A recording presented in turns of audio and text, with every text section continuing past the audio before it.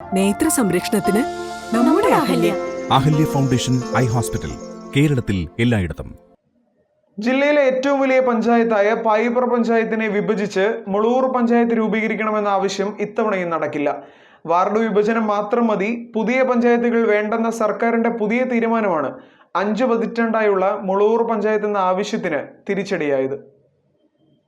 ജില്ലയിലെ ഏറ്റവും വലിയ പഞ്ചായത്തായ പായിപ്ര വിഭജിച്ച് മുളവൂർ പഞ്ചായത്ത് രൂപവൽക്കരിക്കണമെന്ന ആവശ്യം ഇത്തവണയും നടക്കില്ല. വാർഡ് വിഭജനം മാത്രം മതി, പുതിയ പഞ്ചായത്തുകൾ വേണ്ടെന്ന സർക്കാരിന്റെ പുതിയ തീരുമാനമാണ് 5 പതിറ്റാണ്ടായുള്ള മുളവൂർ പഞ്ചായത്ത് എന്ന ആവശ്യത്തിന് തിരിച്ചടിയായത്. സാമ്പത്തിക പ്രതിസന്ധിയാണ് പുതിയ പഞ്ചായത്തുകൾ വേണ്ടെന്ന നിലപാടിലെത്താൻ സർക്കാരിനെ പ്രേരിപ്പിച്ചത് എന്നാണ് സൂചന. ജില്ലയിലെ ഏറ്റവും കൂടുതൽ ജനസാന്ദ്രതയുള്ള പായിപ്ര ഗ്രാമപഞ്ചായത്ത് വിഭജിച്ച് മുളവൂർ ഗ്രാമപഞ്ചായത്ത് രൂപവൽക്കരിക്കണമെന്ന ആവശ്യത്തിന് 5 പതിറ്റാണ്ടിന്റെ പഴക്കമുണ്ട്. ജനകീയ ആവശ്യത്തെ തുടർന്ന് 1984 സംസ്ഥാന സർക്കാർ പുതിയ പഞ്ചായത്തുകൾ പ്രഖ്യാപിച്ച കൂട്ടത്തിൽ മുളവൂർ പഞ്ചായത്തും ഉണ്ടായിരുന്നു. എന്നാൽ സർക്കാർ തീരുമാനം അന്ന് ഹൈക്കോടതി സ്റ്റേ ചെയ്തതിനാൽ നടപ്പായില്ല. തുടർന്ന് 2015 മുളവൂർ പഞ്ചായത്ത് രൂപവൽക്കരിച്ചതായി പ്രഖ്യാപനമുണ്ടായിരുന്നു.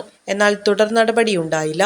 എന്നാൽ ഇത്തവണ വാർഡ് വിഭജന പ്രഖ്യാപനം വന്നതോടെ മുളവൂർ പഞ്ചായത്ത് യാഥാർത്ഥ്യമാകുമെന്ന ഉറച്ച പ്രതീക്ഷയിലായിരുന്നു മുളവൂർ നിവാസികൾ.